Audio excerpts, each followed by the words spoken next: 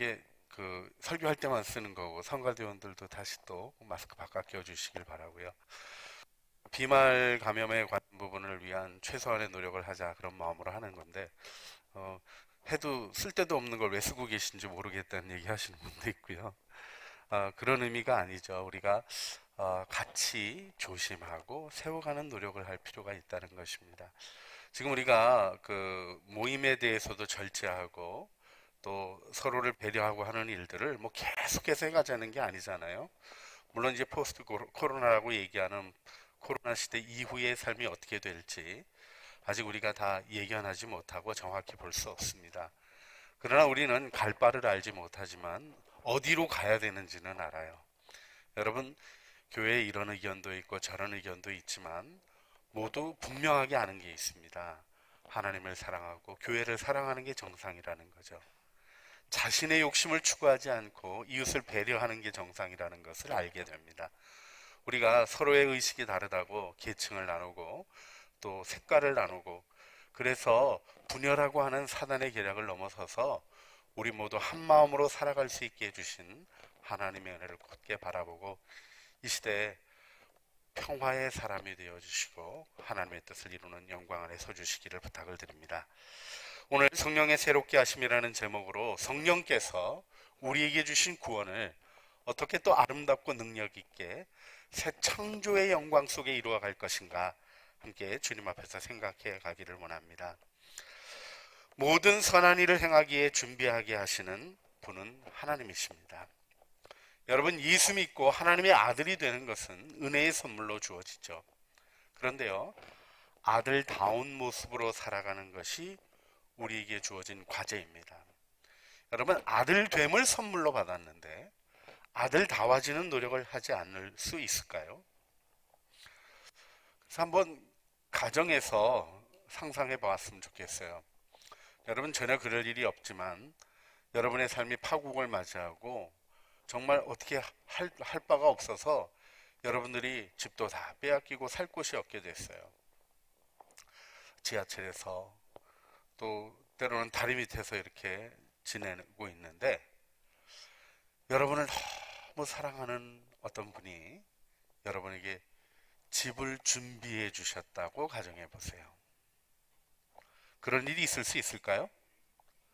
성경은 우리 구원 얘기가 너무 황당하지만 하나님이 주신 은혜의 선물이라고 알려주고 계시죠. 근데요, 그럴 리가 없지. 그 사람이 왜 나한테 집을 사줘? 이러고 그 집을 가서 쳐다도 보지 않을 수 있을까요? 한 번은 가봐야 되는 거죠. 매우 정상적인 일 아니겠어요? 근데 많은 그리스도인들이 불신자들처럼 내게 주신 하나님의 구원의 은혜의 자리로 가보는 진지한 노력을 하지 않을 때가 있더라는 거죠. 그런가 하면요, 공짜로 그 집 받았다고 엉망으로 만들고 뭐 다 망가뜨리고 청소도 안 하고 멋대로 사는 사람 있을까요? 있더라고요. 방탕한 마음으로, 방종한 마음으로 신분의 변화를 주신 하나님의 은혜에 응답하지 않는 삶의 모습은 자신을 여전히 세상의 더러운 욕심에 버려두고 하나님의 은혜 안으로 가지 않더라고요. 또 이런 분도 있어요. 너무 귀한 집 선물로 주셔서 감사합니다 하고 청소 열심히 하고 깨끗이 관리하는데 그 집에 가서 잠도 안 자는 거죠. 누리지 못하는 율법주의자들의 안타까운 모습도 한 번쯤은 생각해 보게 되는 것입니다. 우리는 관리인이 된 게 아니라요, 집 주인이 된 거예요. 여러분, 구원에 있는 영광을 하나님의 은혜 안에서 즐거워하십니까? 정말 파국이 찾아왔는데 아이들과 함께 있을 곳도 없게 되었는데 누군가 여러분을 위해서 집을 마련해 주셨다면 전셋집이든 사준 것이든 간에 그걸 귀히 여기고 그 집에 가서 살려는 진지한 노력을 하는 것이 마땅하고 당연한 것이라고 생각하게 됩니다. 여러분, 이것이 성경이 말하는 우리가 달라져야 되는 태도에 대한 중요한 이미지입니다. 성경은 우리에게 어떻게 보면 과격한 것들을 요구하십니다. 예수님이 제자도로 말씀하신 것이 자기 십자가를 지고 나를 따르라는 것이에요. 주님의 가르침에 그리스도인들을 향한 가장 정말 세상과는 구별되는 가르침의 포인트가 어떤 겁니까? 원수를 사랑하라는 거예요. 갚을 수 없는 사람들에게 베풀라는 거예요. 여러분, 이 일들이 너무 허황된 목표처럼 여겨져서 산상수훈으로 가르쳐 주신 말씀들은 그거는 비현실적인 윤리다, 이런 얘기를 하시는 분들도 있는 걸 보게 돼요. 여러분, 허황된 목표일까요? 자, 여러분, 제가 여러분에게 질문할 테니까 대답해 주시길 바랍니다. 참 재밌더라고요. 요즘 예배당 안에서는 크게 대답하는 거 아니죠? 근데 제가 이렇게 또 얘기를 들으니까요, 집에서 하시던 분들이 전에는 대답을 안 했는데 막 대답도 하고 크게 하신대요. 그래서 참 잘하셨다 그랬어요. 가정에 계신 분들은 큰 소리로 확실하게 대답해 줘 보시죠. 여러분, 말하고 달리기 할 마음이 있으십니까, 없으십니까? 별로 없죠. 근데요, 우리 예레미야 12장 5절 말씀을 좀 읽어볼까요? 같이 조용하게 읽으시고, 집에 계신 분들 크게 읽으시고, 시작. 만일 내가 보행자와 함께 달려도 피곤하면 어찌 능히 말과 경주하겠느냐. 내가 편안한 땅에서는 무사하려니와 요단강물이 넘칠 때에는 어찌하겠느냐. 여러분, 하나님이 예레미야에게 하셨던 말씀이에요. 너 어떻게 말과 경주하겠느냐, 이렇게 얘기를 하시죠. 여러분, 이 말씀이 우리의 다리가 말보다 억세야 된다는 얘기실까요? 우리가 스스로 포기하고 있는 부분들이 있어요. 그건 안 되는 거지. 내가 어떻게 그렇게 살 수 있겠어? 하나님은 그렇지 않으십니다. 말과 경주하기를 원하셔요. 여러분, 마차 앞에 뛰어갔던 엘리야를 기억하십니까? 없는 일이 아니에요. 모두가 마차 앞에 뛰어가라는 것이 아닙니다. 말을 타실 수도 있는 거죠. 우리가 말을 타고 바람을 가르며 하나님이 내게 주신 것을 넘어서는 영광의 돌파를 이루는 삶에 부름받았다는 사실을 기억할 필요가 있습니다. 왜요? 우리는 하나님의 형상으로 지음받은 존귀한 존재이기 때문입니다. 하나님이 여러분을 구원하실 때 값싼 것으로 구원하지 않으셨어요. 공짜라고 얘기는 하지만, 값없이 구원을 받았다고 하지만, 우리 주님은 너무나 소중한 것을 지불하신 것입니다. 그렇습니다. 우리의 삶은 아름답고 놀라운 것으로 부름받은 것이죠. 오늘 바울은 아무도 비방하지 말며 다투지 말며 관용하며 범사의 온유함을 모든 사람에게 나타낼 것을 기억하게 하라, 이렇게 말씀하고 있어요. 살다 보면 모두에게 다 어떻게 해. 어떤 사람한테는 좀 그냥 넘어가고 안 보고 좀 까부는 녀석에게는 따끔하게 한마디 얘기해주고 그래야지 하는 마음이 일어날 때도 있죠. 근데 성경은 그렇게 얘기하지 않아요. 아무도 비방하지 말며 다투지 말며 관용하며 모든 일에 온유함을 모든 사람에게 보이라고 권면해주고 있습니다. 여러분, 이것이 하나님이 우리를 아들됨으로 축복하신 일과 관련되어 있는 것을 기억하셔야 돼요. 여러분, 지위가 있고 신분이 있습니다. 우리 1세기 로마 시대로 돌아가 보게 되면요, 로마 황실에 접근하기 위하여 자기를 노예로 팔았던 사람이 있어요. 그래서 결국 그가 어디까지 올라가냐면 황제의 재무장관까지 올라갑니다. 하지만 그의 신분은 뭐예요? 노예예요. 그런데요, 지위를 올릴 수 있는 일을 위해서 신분을 포기한 사람의 삶도 얘기가 되어지지만, 신분은 주어지는 것이거든요. 베스파시안이 자신의 양자, 자신의 모든 권위를 이어받을 아들로 티투스를 지명했습니다.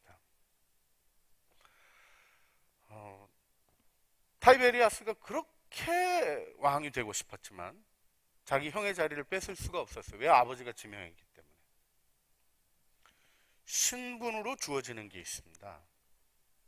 함부로 바꿀 수 없는 게 있어요. 여러분, 지위는 변하지만 신분은 견고합니다. 여러분, 우리의 구원은 지위의 변화가 아니라 신분의 변화인 것을 기억하셔야 돼요. 신분의 변화 정도로 생각하니까 하다가 그만둘 수 있다고 생각하시는 거예요. 그게 아니에요. 여러분, 우리는 하나님을 대리하는 신분이 된 겁니다. 하나님의 통치를 펼치는 왕 같은 제사장이 된 것이죠. 바울은 이 구원을 기억하라고 일깨워주고 있습니다. 비방하지 말라, 다투지 말아라, 관용해라, 범사의 온유함을 모든 사람에게 보여라. 왕의 모습을 가지라는 것입니다. 여러분이 구원받은 하나님의 아들의 영광이 여러분 안에 당연히 있어야 된다는 것이죠. 왜요?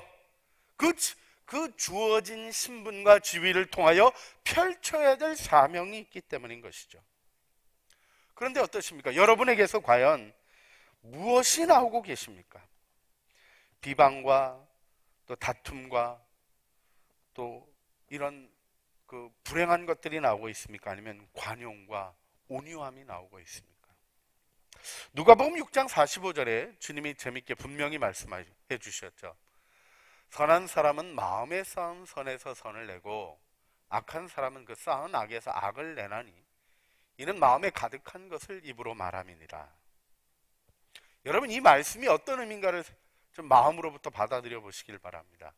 그러니까 내가 욕한 게 속에 욕이 가득 차가지고 욕이 나오는 거야. 난 글러먹었어. 이렇게 생각하라는 겁니까? 아니면 마음에 아름다운 것을 쌓아서 그 쌓은 것으로부터 아름다운 것이 솟아나게 하라는 가르침이십니까? 우리의 마음을 허망한 것들로 흔들고 우리를 낙심케 하는 사단의 이야기들을 거절하셔야 됩니다. 그렇습니다. 내 입이 분노를 표출했을 때 우리 이 말씀으로 내 마음 안에 분노가 쌓여 있구나. 내 마음 안에 불평이 쌓여 있구나. 내 마음 안에 원망이 쌓여 있구나. 내 안에 부정적인 것이 쌓여 있구나. 깨닫고 돌이키고 회개하는 은혜를 얻어야 됩니다.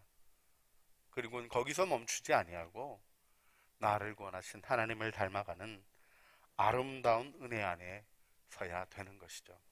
왜냐하면 우리는 하나님의 구원을 받았기 때문입니다. 여러분, 이 구원이 너무나 놀라운 것이지만 분명하게 주어지고 있는 것이 있어요. 우리는 하나님의 자녀가 된 것입니다. 신분이 변화된 것입니다. 누가복음 6장 35절에 주님이 원수를 사랑하라고 말씀하시면서 하신 말씀을 다시 한번 읽어볼까요? 오직 너희는 원수를 사랑하고 선대하고 아무것도 바라지 말고 꾸어주라. 그리하면 너희 상이 클 것이요 또 지극히 높으신 이의 아들이 되리니 그는 은혜를 모르는 자와 악한 자에게도 인자하시니라. 아버지 닮아라 하는 얘기를 하시는 거예요. 하나님의 온전하신 같이 온전해져라 하는 것입니다. 왜요? 우리가 하나님과 더불어 사는 존재이기 때문입니다. 우리의 구원은 하나님 없이 그냥 이런저런 것들이 주어진 삶이 아니라 하나님 그분이 축복된 삶이기 때문에 그렇죠. 여러분, 원수 사랑이 쉽지 않습니다. 황금률도요, 성경대로 하기가 쉽지 않아요. 남에게 대접을 받고자 하는 대로 너도 남을 대접하라. 이거 제대로 해야 됩니다. 내가 짠 거 좋아한다고 남에게 내가 받고 싶은 대로 대접하라 그랬다고 짜게 먹으면 안 되는 거죠. 그 사람이 좋아하는 걸 해야 되는 거죠. 정말 우리 안에 있는 것이 무엇인가를 일깨워야 됩니다. 나 짠 거 좋아해 이런 단순한 얘기가 아니라 내가 마음으로부터 어떤 태도를 가지고 어떤 삶을 살며 어떻게 남들이 나에게 해주면 행복하겠다고 느끼겠는가 그걸 살피는 거죠. 그건 짠 거 안 짠 거 이런 차원이 아니에요. 그가 좋아하는 것으로, 그가 즐거워하는 것으로 섬겨가는 것이죠. 그래서 그의 즐거움을 주목하게 되는 것입니다. 짠 걸 좋아하는지 싱거운 걸 좋아하는지를 살피는 배려가 있게 되는 것이죠. 그리고 그것을 가져와서 나는 짠 거 먹고 싶어도 그를 위해서 싱거운 음식을 만드는 것이 황금률의 중요한 부분인 것이죠. 여러분, 이런 일들 또 주님이 되갚을 수 없는 사람들에게 과부와 고아 이런 얘기들을 하신 거의 핵심이 무엇입니까? 예수님이 그 당시 죄인들이라고 불리우는 돈 하나도 없어서 성전세도 못 내가지고 사회적으로 딱 보기만 해도 저 사람 속죄제사 드렸을 리가 없으니까 죄인이야 이렇게 불려지는 죄인이라는 그런 사람들과 사귀며 그들을 격려하시고 사랑하셨던 것이 무엇입니까? 되갚을 길이 없는 자들을 향하여 하는 거예요. 우리는 자그마한 것도 계산합니다. 주면 해줄까? 굳이 하면서도 그거 가지고 잘 살기를 바라시는 분도 많아요. 여러분, 남이 준 돈으로 열심히 성실히 살 수 있는 사람이면 재정적인 파국 같은 게 오지 않게 벌써 잘 살고 있을 거예요. 우리가 경험하는 게 무엇입니까? 나눠주면요, 받는 사람은 주는 사람보다 해프겠습니다. 그런 연약함들을 가지고 있는 것들을 사랑으로 품어가는 삶을 살아가는 이유는 무엇입니까? 하나님이 죄인도 긍휼히 여기시고 악인이 죽는 것조차 나는 원치 않는다 말씀하시는 사랑의 아버지시기 때문에 그렇습니다. 우리는 선한 일에 힘을 써야 되는 것이죠. 근데 여러분에게 거꾸로 도전하고 싶은 게 있어요. 여러분, 원수를 사랑하는 일이나 황금률을 실천하는 일이나 되갚을 수 없이 갚아가는 너그러운 자가 되는 일에 대해서 힘들죠. 어렵죠. 그런데 한 가지 도전하며 질문하고 싶습니다. 그렇게 안 해야 될 이유가 있으십니까? 그 길로 가지 말아야 될 뚜렷한 이유가 있으십니까? 여러분에게 주어진 구원과 여러분에게 주어진 축복들 속에 영광스러운 삶, 이렇게 살아가는 삶이 이 세상에서도 누구도 부인할 수 없는 아름답고 풍요로운 삶인데 이리로 안 가야 할 이유가 있으십니까? 없다고요. 우리가 지옥에 내던져져 있다면야 이유가 있겠지만 천국으로 구원받은 존재로서 거절할 이유도 없고 안 갈 이유도 없는 거예요. 사단이 넌 못해 하는 얘기에 그렇게 자꾸 넘어지지 않기를 바랍니다. 여러분, 교회에 어렸을 때부터 교회에서 신앙생활하는 사람을 모태신앙이라 그래요. 모태신앙. 어머니 뱃속에서부터 교회 다녔다고 모태신앙이라 그러는데, 모태신앙이 기도도 못해 전도도 못해 뭐 이래서 모태신앙이라고 그런 얘기로 얘기되어지는 슬픈 현실이 있습니다. 저도 뭐 모태 쪽이어가지고 그렇습니다만은, 모태신앙들의 약점이 뭔지 아세요? 어렸을 때부터 알아요. 근데 정말 모태로부터 배웠는데 못한 게 너무 많은 거예요. 그러다 보니까 스스로 낙심해서 자신의 삶을 위축된 것으로 놔두려고 하는 것들도 있습니다. 내가 신앙생활 몇 년 했는데 안 된 거면 안 된 거지. 아니에요. 50년, 100년을 그렇게 살아왔어도 100세라도 돌이킬 수 있는 게 하나님의 능력인 것입니다. 하나님이 여러분에게 주시는 은혜와 구원을 힘써 바라보시기를 간절히 바라는 것이죠. 여러분, 우리는 구원받은 자로서 자신을 의식하며 하나님의 은혜로 향하여 나가야 한다고 바울이 권면하면서, 오늘 바울이 우리의 구원의 근거가 바로 하나님의 사랑이라고 이야기하고 있습니다. 하나님이 우리를 구원하실 때 하나님의 선하심과 사람 사랑하심을 나타내셨다, 이렇게 얘기하고 있죠.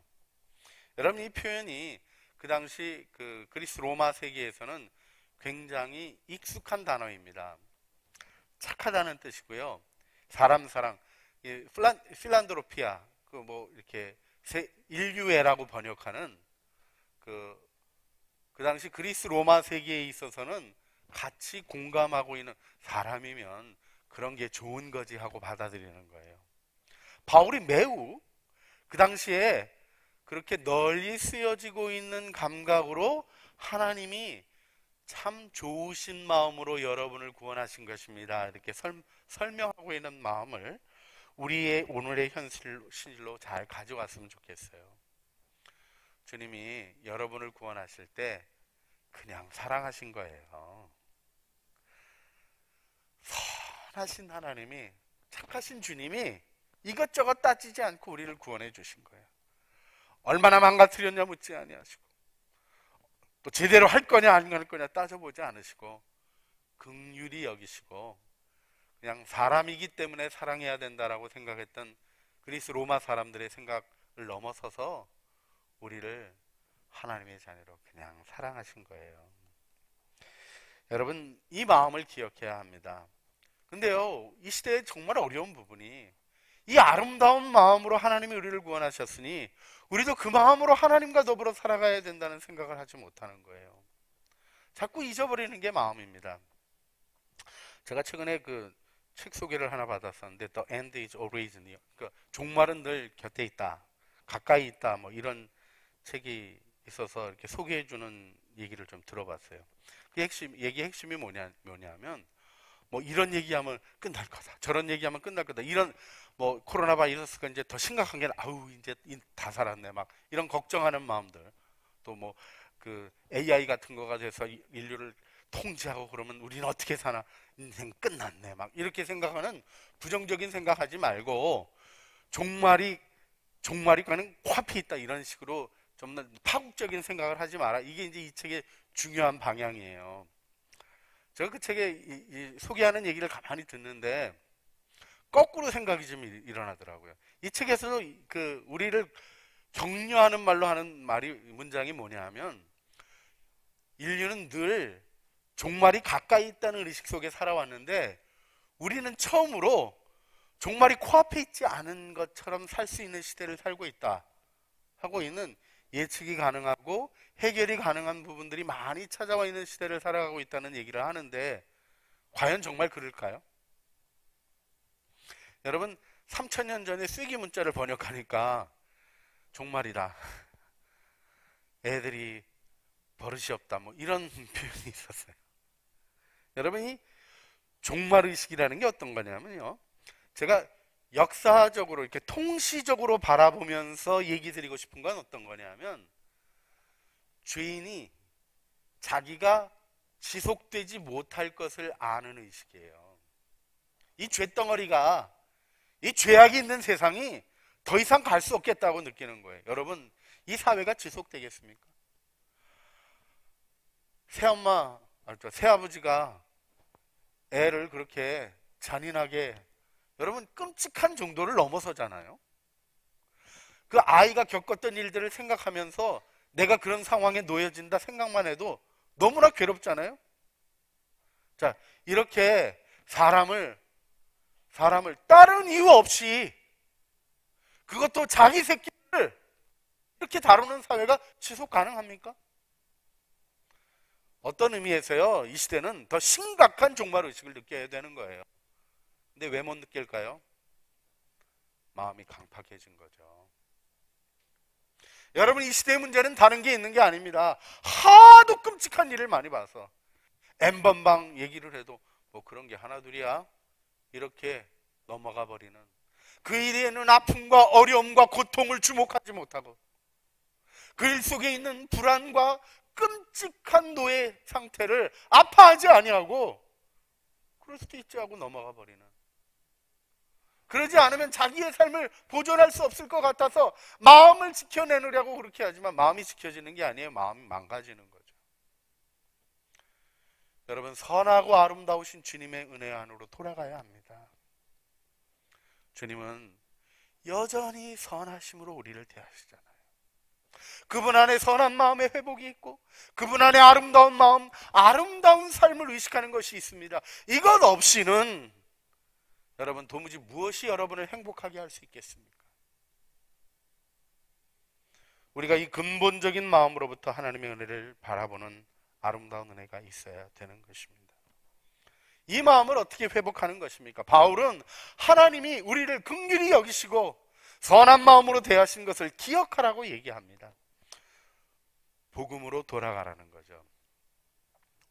근데 여기서 제가 이 시대 목사로서 여러분에게 꼭 하나 짚어보고 싶은 게 있어요. 여러분, 복음이 도구입니까? 목적입니까?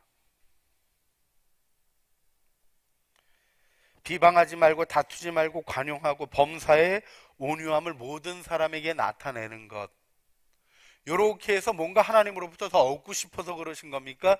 이것 자체가 구원의 은혜인지를 의식하고 계십니까? 섬김이 도구가 아니라 구원을 누리는 여정인 걸 알고 계신가요? 용서하고 너그럽게 대하는 삶이 괴로운 수행이 아니라 우리가 이 악한 세상으로부터 놓여져 하나님의 은혜를 누리는 길임을 이해하고 계십니까? 제가 용어를 정확하게 표현하고 싶어요. 여러분, 예수 믿고 구원받으세요예요? 예수 믿어 구원받으세요예요? 다 조사 하나 가지고 시비 걸리는 제 태도도 좀 문제가 있긴 있습니다만은, 예수 믿어서 내가 생각하고 원하는 구원을 얻어내는 게 아니라니까요. 예수 믿는 게 구원입니다. 예수님을 믿고 사는 게 구원입니다. 그리고 그 구원이 나의 과거의 죄로부터 나를 건져주실 뿐 아니라 오늘 함께하는 은혜 속에 영원한 나라의 영광을 확신하게 하는 놀라운 능력으로 작동되는 것입니다. 구원은 말에 있지 않는 것이에요. 이는 우리 복음이 말로만 너희에게 있는 것이 아니라 능력과 성령과 큰 확신으로 된 것이니, 우리가 너희 가운데 어떤 사람이 된 것은 너희 아는 바와 같다고 얘기한 것처럼 바울은 그걸 너무나 명백한 거로 얘기하고 있습니다. 예수 믿고 기도해서 병 낫고, 예수 믿고 기도해서 뭐 문제가 해결되고, 여러분 그런 일이 없다고 생각하시는 분도 곤란합니다. 제가 기적을 의지하지 말아야 된다고 하지만 제 삶이 기적이에요. 제 삶을 돌이켜보면 제가 죽을 뻔할 때 하나님이 살려주신 일이 한두 번이 아닙니다. 제가 국목으로 있을 때 지뢰밭에 굴러 떨어질 뻔했는데 차를 이쪽으로 빼주시고, 뒤로 절벽으로 떨어질 뻔했는데 거기 돌이 있어가지고 제가 저를 싣고 갔던 운전사가 뒤로 뺐는데 1단 기어 넣는 거하고 리어 그 후진 기어하고 그 군대차가 같은 방향이었거든 그때요. 이 이등병이 그렇게 딱 잘못 넣어가지고 가는데 하나님이 어떻게 거기다 차돌라져가지고 이 뒷대우가 구멍이 나서 기름이 셀 정도로 했는데 그 밑에가 바로 애들 있는 내무반이었어요. 하나님이 도와주신 게 저는요 우리 그 가족들은 조금 아는 거가 있긴 있어요. 길 막혀도요 주님 하면 조금씩 열려요. 어떻게 생각하세요? 제가 그렇다고 뭐 시간 좀 늦어도 주님이 길 여시겠지 이렇게 살아가야 된다고 생각하지 않습니다. 주님이 도우심이 없다는 게 아니에요. 그러나 하나님이 주신 은혜를 따라 살아가는 삶에 있어서 내가 원하는 내 욕심을 위하여 하나님이 작동되어야 된다고 생각하는 건 구원으로부터 벗어난 겁니다. 하나님을 믿고 사는 게 구원이에요. 하나님과 동행하는 것이 구원인 것입니다. 예수님을 바라보는 것이 우리에게 주어진 가장 아름답고 놀라운 축복인 것입니다. 여러분 이것을 우리 힘으로 하려고 하니까 못 누리는 거예요. 오늘 본문에 뭐라고 말씀하십니까? 성령의 새롭게 하심으로 중생의 씻음이라는 우리의 과거를 깨끗이 씻어주셔서 우리의 과거가 더 이상 우리 안에 작동되지 않게 하시고 성령의 새롭게 하심으로 우리를 구원하신 거예요. 성령 하나님이 이 일을 우리 안에 현실이 되게 하시는 분이십니다. 하나님은 성령을 부어주시는 분이십니다. 여러분 성령을 부어주신다는 말이 내용적으로 이해하면 어떻습니까? 우리가 삼위일체 하나님을 고백하죠. 성령 하나님을 고백합니다. 성령을 부어주신다는 것은 자신을 내어주시는 사랑의 행위를 얘기하는 것입니다. 능력만 잠깐 주는 게 아니에요. 은사만 잠깐 주는 게 아니에요. 우리와 함께 하시는 인격적인 성령과 더불어 그분의 능력 안에 우리의 삶이 있게 하시는 하나님의 아름다운 배려가 이미 여러분에게 약속으로 주어져 있고 우리는 성령 강림절 이후를 보내고 있습니다. 하나님의 은혜 안에 서기를 바랍니다. 그 믿음 안에 오롯이 서시길 바랍니다. 아직 부끄러운 모습, 때로는 화내고 때로는 비난하고 때로는 남 탓하는 자신의 모습을 보기도 하죠. 낙심하고 두려워하고 흔들리며 무슨 사회적 거리두기가 생활 거리두기다 뭐 이런 게 중요한 게 아니에요. 요즘 마음 거리두기가 더 심각합니다. 저 혹시 코로나 걸린 놈 아닌가 쳐다보면서 사랑하는 사람을 생각하고 아름다운 식구들을 은혜 가운데 바라보기보다는 염려와 근심과 나를 보호하고자 하는 본능이 왜곡되어 나타나는 일들 속에 우리는 신음합니다. 우리의 부끄러운 실존을 발견합니다. 그러나 여러분 안에 계신 주님은 착하고 좋은 마음으로 자신을 내어주셨어요. 그분이 여러분의 주인이십니다. 그분 안에 변화되실 거예요. 여러분 우리가 우리 자신을 주님께 맡기는 것이 중요합니다. 주님의 시간에 모든 것이 아름답게 변할 것입니다. 주님이 여러분을 주장하시고 결코 실패하지 않으시는 주님께서 여러분을 은혜 안에 이끄실 것입니다. 해야 할 일은 한 가지예요. 그분께 우리의 삶을 의탁하는 것입니다. 이 시간 우리가 함께 찬양하면서 그 고백으로 주님 앞에 나가기를 원합니다. 주님의 시간에 주님께서 모든 것을 아름답게 이루실 것을 고백하면서 주님 인도하여 주시는 주님 따라 살겠습니다. 믿음의 고백으로, 의탁의 고백으로 주님 앞에 나가시며 함께 찬양하시겠습니다.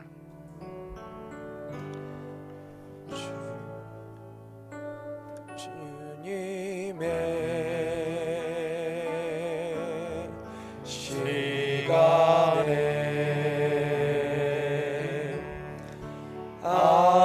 아름답게 모든 것 변하리. 주님 나의 갈 길을 인도하여 주시니 주의 뜻을 따라서 살리라. 우리 같이 일어나서 찬양합니다. 주님의 시간에 아름답게 모든 것 변하리. 나의 정성 다하여 주를 찬송하오니 주의 뜻을 이루어 주소서.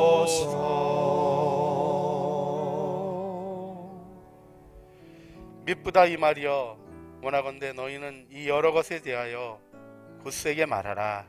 이는 하나님을 믿는 자들로 하여금 조심하여 선한 일을 힘쓰게 하려 함이라. 이것은 아름다우며 사람들에게 유익하니라. 이제는 우리 주 예수 그리스도의 은혜와 아버지 하나님의 사랑과 성령 하나님의 교통하심이 이제 주님 안에 이루어진 아름다운 구원이 하나님의 그 선하시고 좋으신 마음으로 이루어진 영광의 역사임을 기억하며 우리를 부르신 그 위대한 부름을 향하여 하나님을 신뢰함으로 나아가고자 하는 사랑하는 죄자녀들 머리머리 위에와 은혜로 주신 가족 식구들 가운데 수고하는 생업과 우리를 통하여 하나님이 이루시고자 하시는 이 어둡고 낙심한 세상 가운데 희망과 생명의 길을 열어가시는 아름다운 길들 위에 그 모든 수고들 위에 이제와 영원 무궁토록 함께 있어지기를 간절히 축원하옵나이다. 아멘.